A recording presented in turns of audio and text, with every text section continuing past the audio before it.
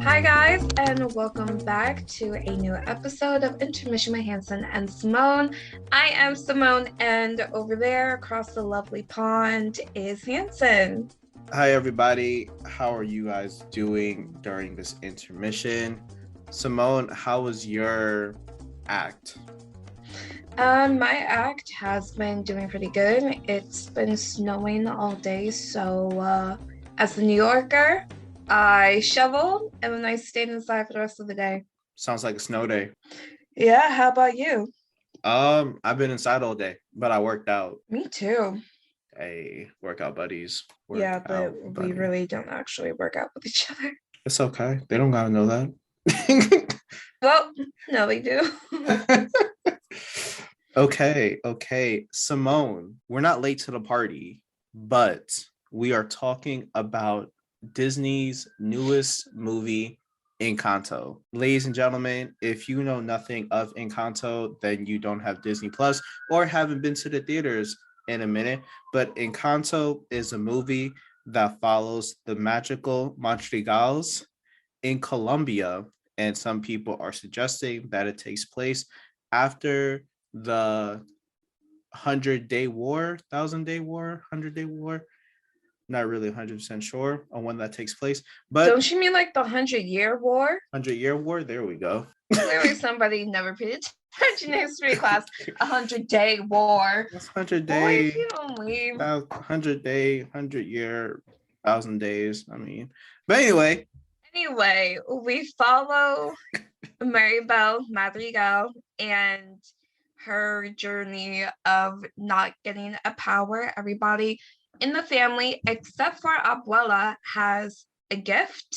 They all have powers. And so we have her, Tia Peppa controls the weather. Tio Bruno, he sees the he future. sees, right? He sees prophecy, he sees the future. Her mother, Julieta, she can cure people with literally a meal.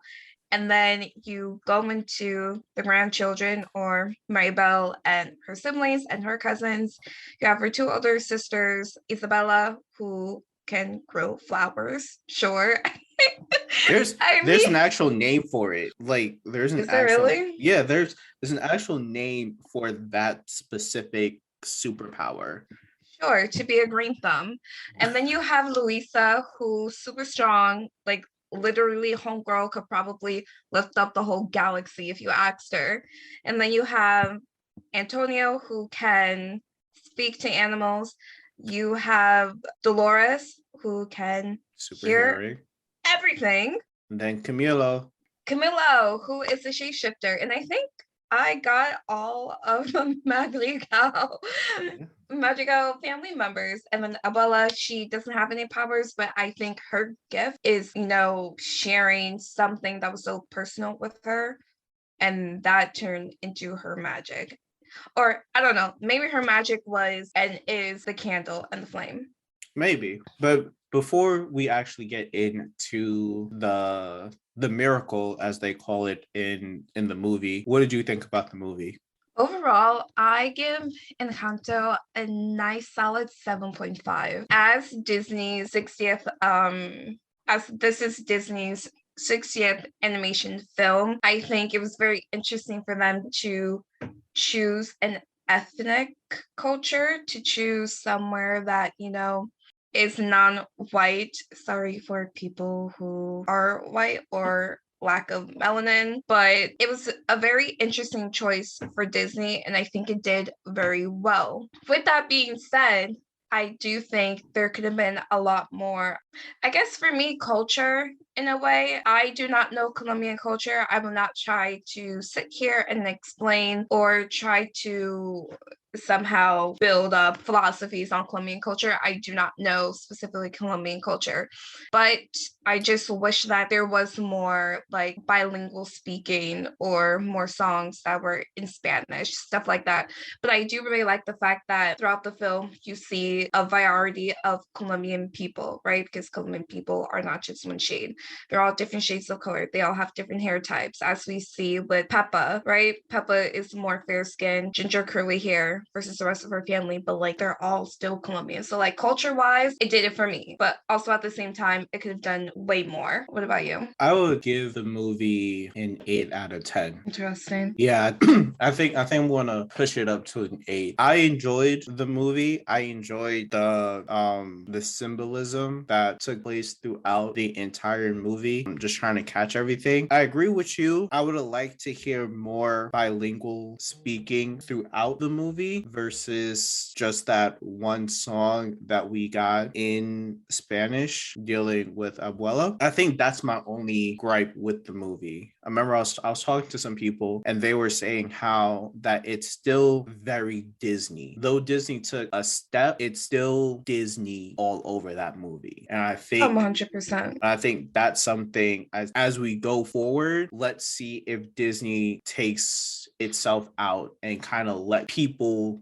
do their story. Well, see, the thing is, and I was talking about this with a really good friend of mine, is that we still need people of color in those seats, right? So I do not know who the directors were or, the people that actually worked on it besides the actors, because I'm pretty sure most of the actors are Colombian or of Hispanic descent. But like we need BIPOC people filling up those seats where, they are doing the stories when they do go to Colombia or pulling inspiration or, this, that, and the third, it's more than just Lin-Manuel Miranda. And I feel like right now, a lot of people are like placing Lin-Manuel Miranda as like this cultural director, creative person to kind of build all of that up where it's not just Lin-Manuel Miranda. We need more people. We do need more people. And I'm looking forward to where they go next,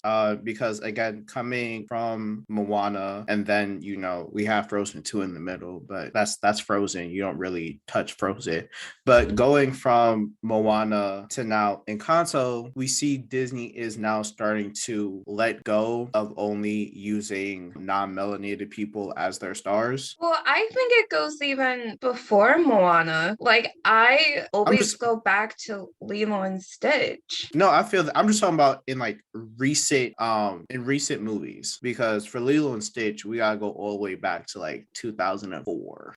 Kids today were born when Lilo and Stitch was out. So I'm like in like the past decade, from Moana to now Encanto, we're now starting to see Disney kind of just like let go finger by finger on what they're showing on the big screen. And I'm excited to see the next animated feature film. Let's see if it's another melanated powerhouse like these past two ones were. And who knows? Maybe you get a role. I mean, I hope so. Please, Disney, hire me. But we're going to take a quick break, and then afterwards we will be discussing more on Encanto. Who's their favorite character? What did we like about it? And what did Encanto mean to us? So we'll be right back. And we're back, ladies and gentlemen. I hope everyone is getting their snacks, their drinks, using the bathroom. During this intermission, we are back talking about Encanto, Disney's newest animated feature film. Simone, favorite character? My favorite character, I wish it was Dolores, because Dolores she was just really great throughout the film, but I think for me, the best character had to be Isabella. I connect more with Isabella in a way, just because growing up, and brother, this, more pressure was put on me, not being the eldest, but when people look at you to be perfect because your older sibling was messing up, and so they put all of their hopes and all of their dreams onto the other child. But Isabella the oldest. So how do you equate yourself to the eldest? Look, Look. I see myself in a lot of characters, but really there's something about Isabella that she just wants to make everything perfect and she doesn't really want to speak up for herself. And she's always like, I'll do this and I'll do this and I'll do this. And she's not really happy. And I struggled with that for a long time. There's sometimes I still struggle with, telling my parents how I truly feel because I just want to make them happy and make them proud. And it's very much the relationship that Isabella had with Abuela. So, and I think that is why Isabella is my favorite character because you really see her just get into her own kind of groove. Not because she's the oldest, like, yeah, I'm the youngest. It's fine. But Isabella for me. What about you? Please don't say Isabella. But beforehand, like I told him, don't let me know like who your favorite character was. It was not gonna be Isabella. Okay. It was never gonna be Isabella. Don't tell me it was Antonio. No, it was not Antonio either. Granted, side note, I thought Antonio was gonna have a much bigger role in the movie. The way on how they were showing him in the trailer, I thought he was gonna have a much bigger role in the movie. It's called cultural representation. Antonio was there 5 minutes, and that was it. To help move the plot. That's it. Oh my god, I wanted more Antonio, but I'm kind of torn. It's either Dolores. It may just be Dolores because I really enjoyed Dolores's character, even though she was in the movie for only 3 minutes. But I thoroughly enjoyed Dolores. Or her brother, Camille. He was great too, even though he was only in the movie for 2 minutes. Peppa's family, low key, I just want to be part of Peppa's family. They seem like they have a blast. Sure. But no, I think I'll give it to Dolores. Like Dolores knows everything, and I feel like growing up, we know everything. Like, there's not one thing that happens within our extended family that information doesn't pass through our house. Bro, that still happens now.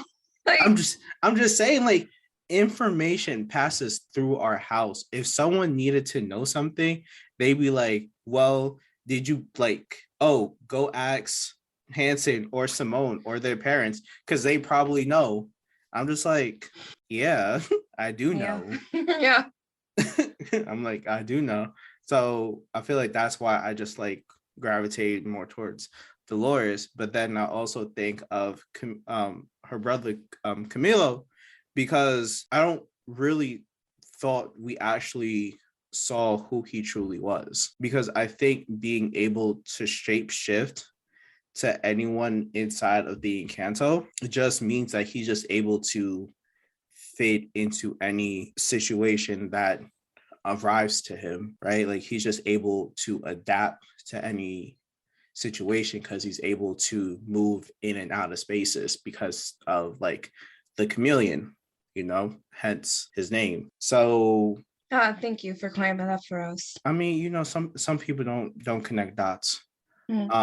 But I mean, just him in general, being able to move from looking like one person to another person kind of just reminds me of being in middle school and high school, moving from one friend group to another friend group to another friend group to another friend group, because I was able to change to fit that friend group. So I see myself in both of them, but probably Dolores the most. Okay. I will say though, Luisa does not get enough credit as she should. And I'm just here to say, Luisa, I see you, I hear you, and I understand your struggle. Did you hear about how the writers had to fight for them to give Luisa that body type? No, I didn't. Yeah, like a lot of the writers that I saw were coming out saying how they had to like fight and argue for Luisa to have that body type. I mean, she ain't gonna have a dainty body. I mean, she can't have an Elsa body and be able to lift. No, she needs a bodybuilder body. She does, and so I mean, it was just a lot going on. But I'm happy that they were able to win that battle because, again, representation does matter. Like how you brought up earlier, just all the different people that live in Colombia, more so than how much melanin they have in their skin, but also body type. Like that is also very important. So giving Luisa that body type shows women that, hey, we see you, we hear you, and we also want you represented. I think overall Encanto though is just like